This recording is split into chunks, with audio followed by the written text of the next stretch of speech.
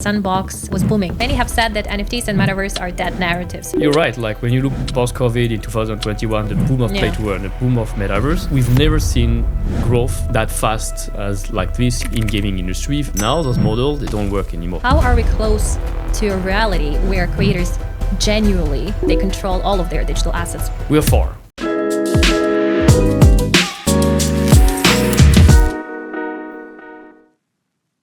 Hello and welcome everyone to Gatecast, Zero to Takeoff. Now we're boarding Web3. Takeoff at gate.com. I'm your host, Maria Vovchuk, and today we're so happy to have here co-founder and ambassador of Sandchain and Sandbox, Sébastien Borget. Sébastien, welcome to our show. How are you doing today? I'm doing so great. Thank you. Yeah, it's thanks for joining our show because I haven't seen you for quite a while. There's so many things been happening with Sandbox and right now with Sandchain. Sébastien, what do you believe was one defining moment that made you realize that Sandbox should embrace NFTs and the Web3 model? So, since I've been a teenager, I always wanted to make my own video game. Fast forward, I've been a serial entrepreneur. I graduated from engineering school. I found my business partner, Arthur Madrid, and we co-founded several companies, had great exits, always in technology. And around 2011, we stepped in mobile gaming. That was really the moment where now is the opportunity to be able to make our own video games. And among the first games that we launched with this mobile free-to-play game studio was Sandbox. The Sandbox back then was a 2D mobile game where people just by the touch of the screen with their finger could drop pixels and they would interact with a lot of physics and they could share those creations in an online gallery for others to see and play. And in a way, I wanted to enable anyone to make their own games. It became a massive success. But it came as well with a growing frustration. Like I was very close with all the creators. We were featuring them, giving them like a lot of recognition. Actually, those creators, they spend their time, this passion in creating content. That content attracted players, made revenue for our company. We wanted to share back of that, and we couldn't. I couldn't find a solution until 2017 when I stepped into blockchain, crypto, and Bitcoin. I was very interested to understand how it worked and apply it. And then the first blockchain game, CryptoKitty, appeared. Oh yeah. We've seen that in video game for a long time. What's special was the fact that you were buying those cats, not from the developer in the game, but from other players. And not in the game itself, but on an external website, a marketplace, sort of like eBay of virtual cats called OpenSea. And you were paying them not with a credit card or the in-app payment, but with a cryptocurrency. And at that moment, I realized, but it's a solution we need. Then creators can be paid directly outside of the game, and it's instant player to player. We don't need to be involved. And so instead of applying this to cats, we should apply this to any creation made by our players on Sandbox. And the technology underneath was NFTs. So we had this revelation moment where we should apply blockchain and take a chance to rebuild a version of Sandbox, more ambitious, this time 3D, multiplayer, with a set of tools from the 3D editor, the no-code game maker, the marketplace, and the tokens, land, sand, avatar, and user-generated content, to offer a complete solution for for creators to make games, to own their creation, and to monetize it. So that's what we did. 2018, we got acquired by Animoca Brands, and then spin off Sandbox as its own entity, grew it. So today, Sandbox has over 8 million users. We collaborated with over 400 major brands. Fantastic. Most of them, we brought them to crypto for the first time. So Sandbox has been a driving force for people to discover NFTs. Which brands? Can you tell us? So the first one were The Walking Dead, Snoop Dogg, we had Care Bears, and then we had Warner Music, Gucci, Steve Aoki, Paris Hilton. More recently, we have had Casio G-Shock, Cirque du Soleil, Peaky Blinder, Terminator, Smurf, Attack on Titan. So a lot of diverse content from music, sport, gaming, entertainment, anime, manga, from all parts of the world. Super exciting because fans, they could for the first time make games with their favorite characters, own their assets, own their creation, monetize it as well. So whenever we're talking about owning your assets, can you please tell us how are we close to a reality where creators genuinely, they control all of their digital assets without the big platforms in the middle? We are far. How far? Basically, if you look at the whole gaming industry, which is roughly 3 billion gamers, $3 trillion a year revenue, it's largely dominated by some platform like PC gaming with Steam, and then mobile with App Store, Google Play Store, and some other. And none of those stores yet have implemented Web3 technology natively. for the users who are spending real money with in-app purchase to actually own them digitally. You pay real money, you buy virtual content. That virtual content doesn't really belong to you. Why is that? Because if the game shut down, the content is lost. If you stop playing, you have no way to ask for like a refund. We're grown accustomed to it. I can buy a game once and then I can buy it on the second hand.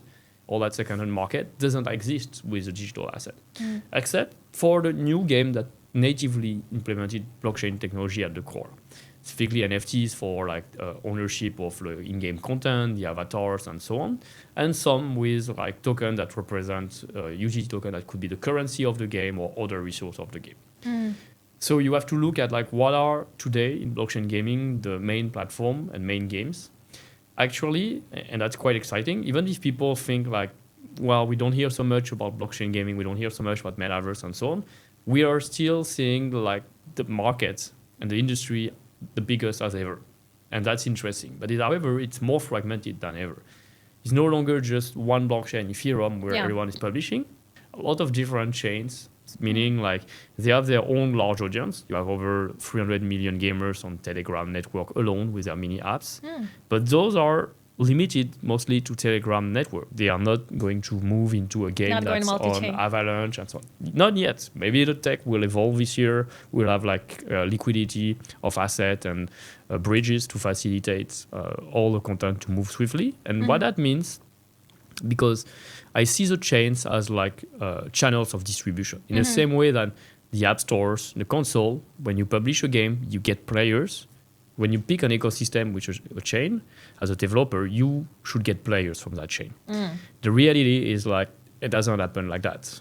Many chains, they were happy to have games on it. It was a great narrative for them to reach to users, but they didn't bring new players to those games in most of the case. Actually, the games contributed. So we say that Web3 has a network effect, but I felt like it was really a one-way direct. And that's why ultimately that also led us at Sandbox to essentially build our own blockchain, our own layer 2 sidechain over Ethereum, to actually own that distribution ourselves and give more utility to our own tokens. We'll definitely come back to Sandchain. As you mentioned, Web3 was supposed to give the network effect. Let's say a couple of years ago when we were talking, obviously Sandbox was booming.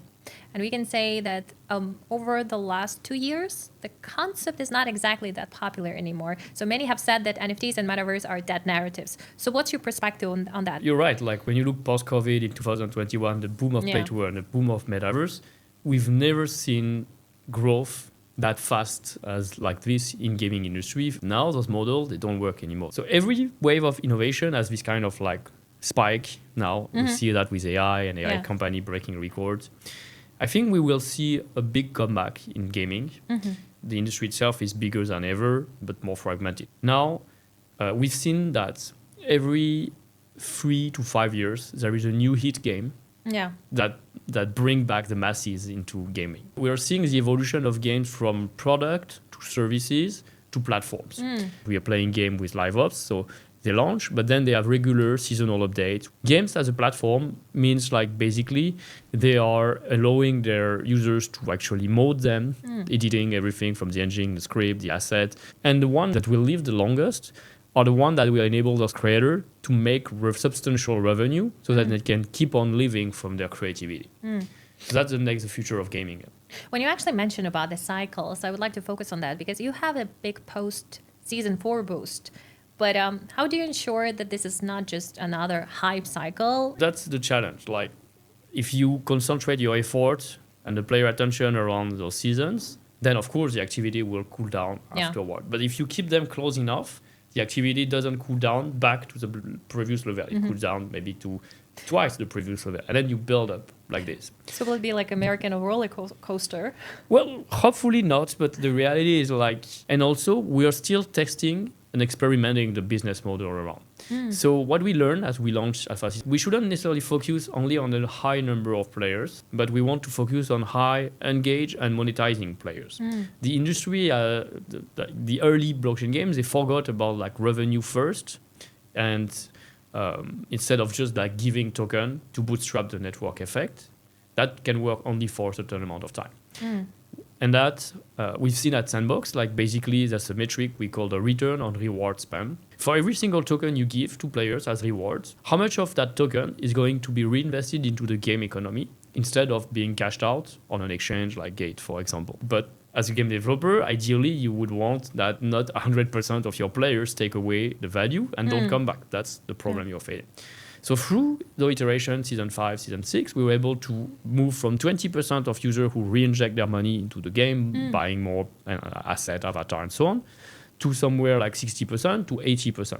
Once you go above, that also means that players are ready to spend more than they are earning, which is normally the grail for like creating a sustainable business model. Right now, I would like to focus on SendChain because, as you mentioned, it's a layer 2. So there are already quite a lot of layer 2s. Why have you decided to launch SendChain, and what do you believe, what specific creative edge or what's the unique edge does it have for creators? Right. Well, it's because there's a lot of layer 2s, and actually how do you stand out? Making your own blockchain is becoming commoditized. We're not building a layer 1 where we need a lot of engineering. It's a layer 2. It comes like almost like software as a service. We call it RAS, roll up as a service, in partnership with ZK Sync. They take care of the technology so we can focus on the content and the go-to-market. Our focus is on the content creator, the creator economy, and providing brands, providing solution, providing our user base, providing our tokens sends. Users don't need to have to wait for a new listing and the token to have sufficient liquidity and availability. It's there, and it can be used. It's powering all the transaction, being the gas token. It's ensuring the liquidity. So any other token that we'll launch on SandChain from content creator or developers, it will be paired with Sand. It can be exchanged, and then it can be cashed out on exchange again. So that's a great advantage. We onboarded many brands and users to Web3 for the first time, but Web3 is more than that. Web3 is the ability to launch your own token, deploy your own smart contract, maybe to do DeFi, real-world assets, tokenization of other assets, and so on. And all of those will now be possible on SandChain, which is EVM compatible, while at the same time, we are working and focusing on content creator because that's where we start from. We want to empower people to make games, to make content, and be able to keep doing so by monetizing. And the challenges that the creator had on Sandbox, we looked at them, and they are essentially the same challenges that any content creator, podcaster, YouTuber are facing on other platforms. They are struggling to be discovered on the platform. They're struggling with like fast payment. On average, it takes somewhere like 45 to 60 days to collect your payouts. You cannot reinvest into your studio, your production, your team, your travel, your logistics. So we want to provide solution that helps content creator have access to on-chain credit, to have on-chain reputation, to have advanced payment eventually with instant payment in crypto, to be able to explore new ways to monetize with launching their own token, as well as I believe like every content creator is a business, and as a business, they should have their own loyalty program. So the more their audience is going to watch video, interact, follow, like, comment, download an app, click a link, buy a product from them, they will be able to earn the points from those creators. But that's also beneficial for the creator, because now they have a better understanding of like who their audience is, not just in terms of number of users or which countries they are from, but among two users in the same country, which one is just watching versus which one has like I know is like a gold tier and like 10,000 points versus 10, so it engage much more. So they have a better way to understand who is their audience and interact and offer better value for them in return. You're actually talking a lot at Web3 conferences about the future of play-to-earn gaming. So what do you believe is the big bet right now for Web3 gaming in general? So I believe like there's a lot of potential still in using blockchain, but it shouldn't be the central piece. So for user-generated content, obviously, the ownership, the monetization attached, the ability to have like a liquidity pool for different resources in game. So if I earn gold in a game, even though it's not a cryptocurrency, I should be able to sell it easily or exchange it with other users. I see like there's a lot of possibilities. Games as a platform, I mean like the core gameplay is the game itself. Now we are able seeing like as well prediction market. So you can have people who earn revenue by being able to predict or bet in real time based on the action of the game, and the action of the game can be on-chain, verifiable. Esports as well can happen, and we have a lot of like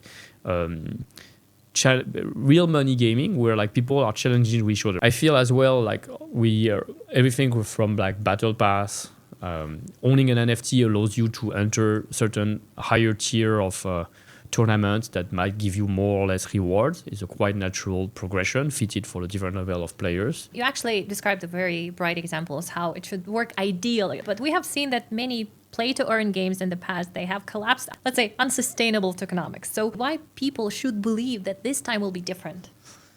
Well, to your question, I think time will tell us if they are like sustainable. But the good thing is like those games are monetizing with concrete loops that rely on like not just giving out rewards from like token that they launched, but actual gameplay, actual product.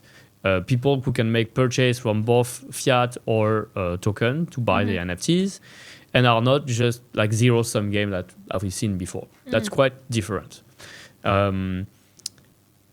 Building a sustainable economy, that's something I would say still difficult. It's not specifically a problem into Web3 game.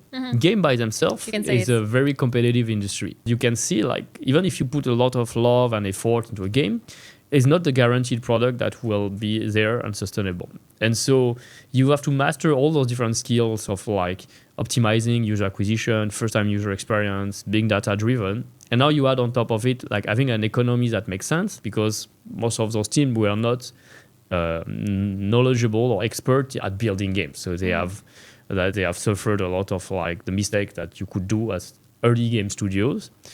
And the players, they are confronted, specifically in crypto, where like assets have values, they have constantly an opportunity to spend that, their token, to turn it into another token that could be more valuable. You have this kind of like pressure where your audience is losing patience over time because the assets that they are buying are likely to be less valuable than others from new games or new token that will launch. And that's what really happened. That arbitrage that people have, like when you start to think things are valuable, and what happens when there's inflation, deflation, when you start to compare things relatively. I still think at the macro level it's good because games, it's been one of the highest driver of like financial literacy. People understand the value of asset. They make wise decision, arbitrage based on like how they perceive the value or the future value to come from their asset. And so communication is key. We're all fighting gaming, tech, AI, crypto, and in general, we're all fighting for the user attention. And attention is the true metric that is valuable. We also spoke about AI because AI is still very hot right now. And if you think about it, that AI can create infinite worlds instantly. What will it make Metaverse obsolete eventually? What do you think? Oh, I think like it's a great companion tool for accelerating creativity. AI has been such a democratizer for anyone to create content with a prompt or now automatically with agent. It creates by itself. So content is no longer the bottleneck, which raises another question. When something becomes plentiful, like how do you make it valuable? How do you attach the same sentimental value to something produced by AI or by an AI agent than something that you made yourself? I think it's an interesting philosophical question. In that case, by the way, I wanted to focus when you said that the creators, they're fighting obviously for users. If creators want global reach instantly, should Metaverse platforms integrate more deeply with SEX liquidity and user funnels? What's your take on that? So I believe it's important like to have like, I see games as digital nation. They are essentially, they have the players are the citizens. The game, the lands, the worlds, they are like the physical land where they're interacting, the playground. And then you need like the liquidity for the assets, for an economy to exist. That's important. Before that, there was a centralized economy, the unlimited issuance of assets controlled by the game developer. So that wasn't a problem. Now with decentralized games, it makes sense that actually there is a whole financial layer on top of the game. There should be indeed like users or AI agents that can contribute to ensuring that among all the scarce limited resources that are tokenized of a game, they are always available with the right liquidity so they can be bought and sold, and there will always be a supply. Because if you want to buy something that has no supply, like what's the price? Like the price is whenever one person is ready to sell, that's the price of the market. But how is it fair? Essentially, I think like the AI can improve the liquidity of like more available resources and make sure that they're always being exchanged without a gap. That's just one example. Now, content creators, they are also workers of those digital nations. They produce content. They will want to be able as well to basically to take some of their earnings back into their physical life, so they can spend it to pay their bills, to travel, to buy food, to buy a car, and so on. And so again, like we need solution that facilitate the on and off ramp of those tokens. So previously, it was essentially MetaMask, the wallet. Nowadays, most of the game have like a more seamless interface. Unity and Unreal have even like in-game native wallets, allowing you to spend and make payment or earn tokens while in game, not leaving the experience. And soon enough, I'm sure like you will have like integrated financial services within those games could go through decentralized exchanges or SECs, like you said, centralized exchanges. By the way, when you mentioned about travel, so for example, Gate.com, Gate is pushing Web3 payments, travel, trading, everything under one ecosystem. So how do Metaverse projects like the Sandbox fit into the future of this everyday crypto utility? That's a great example. And I go back to like one of the first things that we want to provide at Sandchain, it's loyalty point. Okay. But loyalty points, like for content creator, but any business should have like loyalty point. The best example are airline and travel. There were already examples. But they were centralized, and like those companies, because those points, they are liabilities to them, their incentive is like you don't consume your points. So basically, they make them expire, they offer very much non-valuable goods, or they hope that you forget about it, right? I think that's not a healthy business model. And on the opposite, you could offer points to reward as people travel on the Gate travel platform. And you could allow them to turn those points into some token that they're interested in or other experiences within an ecosystem. But if you're no longer into the Gate ecosystem, those points could still be exchangeable with other points because they are on chain. So you could sell it, send it to another user, cash it out if you want. That's where the blockchain provides, again, like real utility. How would you say, if you were launching the Sandbox right now in 2025, what would you do differently and what would be your best piece of advice to any Web3 founder right now? First, like the choice of technology. Like you build with the technology available at the time you start. So in 2018, Ethereum has a layer 1, no layer 2s. We started with C++ and we moved to Unity. So we will pick a game engine that's already mobile native, that deliver a better performance where we expect. So the vision we have for Metaverse of like live concert, multiplayer interaction, better graphics, still in voxels, but looking better, will be much easier and faster to implement because the engine provide that natively versus us spending a lot of time and effort to add it to the engine. Then we would definitely have like mobile native right from the start, plus PC for the creation tool, aggregating value for the Sand token as we bring those users as our brand and the transaction happen with the game. The business model of like how we have been selling lands, how we've introduced Sand, how we've distributed Sand rewards. It was also great because like in 2018 we were pioneers, we were the first to introduce it. But we also seen that it was maybe nowadays is different. For example, land sales used to be live. You were buying them live on the map.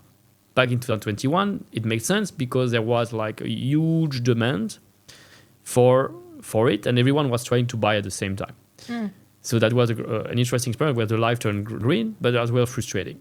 So we put a place in system where instead of buying live, you had like 1 week to say I'm interested to buy it, and there's some sort of like pool where like some are lucky winners who are selected and congrats, you won and you got your land, now you can mint it, or sorry, next time.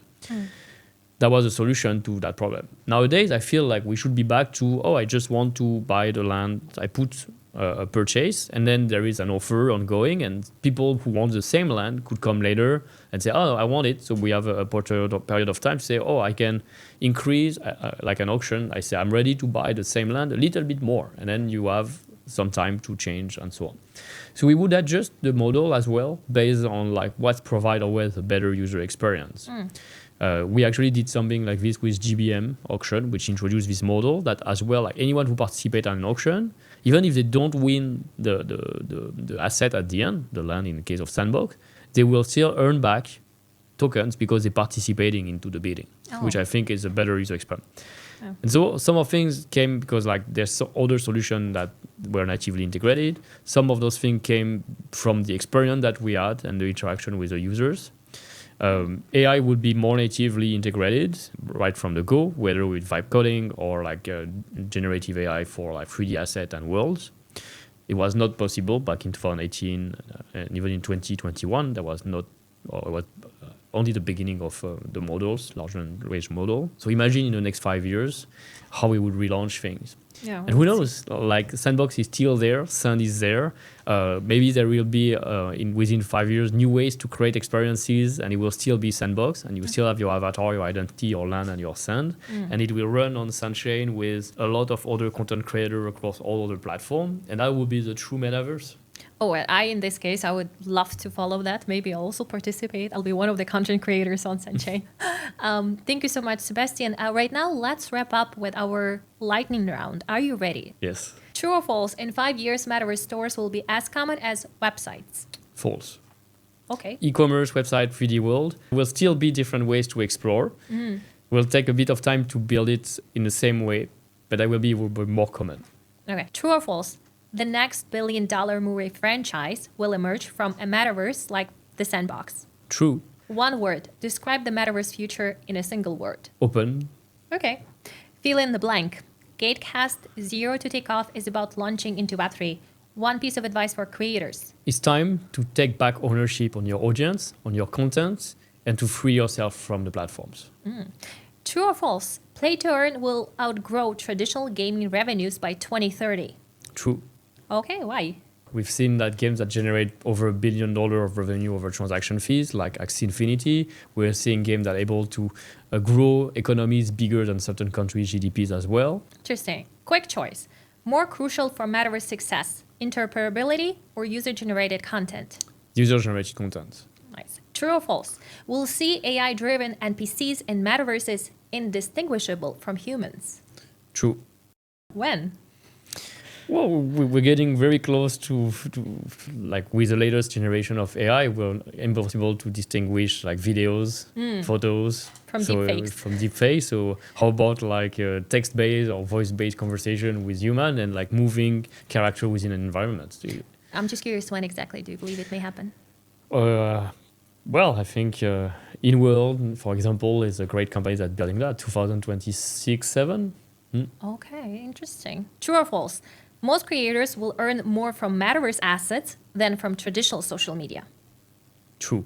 What exactly as well? It's not just about like posting a content, advertising a product, selling merch as a traditional revenue model. Like they will be able to launch their own economy, whether they are through points, through their token. They will earn through as well like the secondary transaction from those. We're already seeing that with Zora. New model will emerge from the ownership of their posts, their content, and their audience. Thank you. And lastly, complete the sentence. Yeah. By the time we take off fully into Web3, the biggest shift will happen where? There is no way back from the world from crypto. Exactly. Like it's adopted everywhere. All governments are following. Stablecoin, Bitcoin, ETH. Like the institutionalization of and tokenization of any assets, it's there. We don't come back from there. There is no more world. So we are all taking off into a new world, a new planet Earth, where everything is tokenized and value, and to us to capture that value and build a greater economies with it. Thank you so much, Sébastien. Today we were boarding Web3 together with Sébastien Borget, co-founder and ambassador at the Sandbox and Sandchain. Thank you so much. I hope you enjoyed our Gatecast Zero to Take Off. Don't forget to like, subscribe, and follow Gate.com. I'm your host, Maria Wovchuk. I'll see you in the next episode.